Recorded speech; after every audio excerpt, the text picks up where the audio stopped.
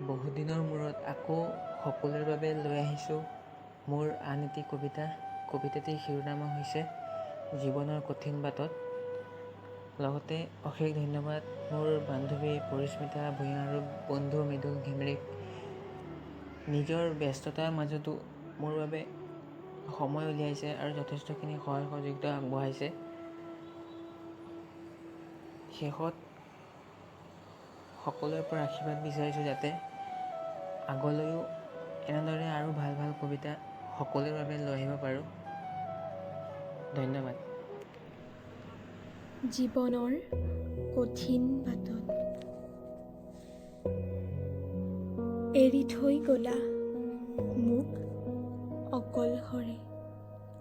জীৱনৰ এক কঠিন বাটত বাধ্য হলোঁ সময়ৰ লগত খোজ কাঢ়িবলৈ। বাধ্য হলোঁ সকলোবোৰ স্মৃতি পাহৰি যাবলৈ। অকলশৰীয়া হৈ পৰিলোঁ জীৱনৰ এক কঠিন বাটত। তথাপিও ভাগৰি নপৰিলোঁ। নতুন নতুন অভিজ্ঞতালৈ আগবাঢ়ি গলোঁ।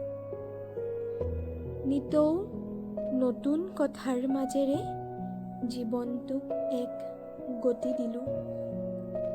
তোমাৰ ছবিবোৰ বুকুত বান্ধি আগবাঢ়ি গলোঁ। সপোনবোৰ বাস্তৱত পৰিণত কৰাৰ দিশে।